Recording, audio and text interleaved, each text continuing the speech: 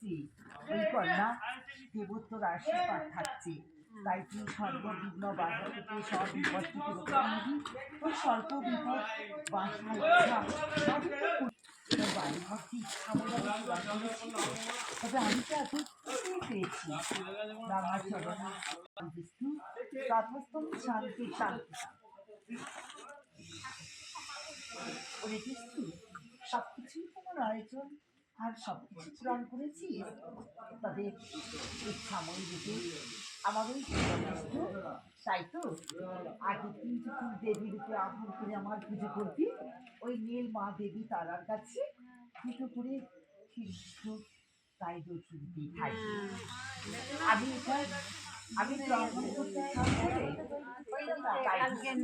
আমি পূজা হবে না, তাই ক্ষীর মিষ্টি আজকে ক্ষীর মিষ্টি পাই যে আনিনি মনে করিনি।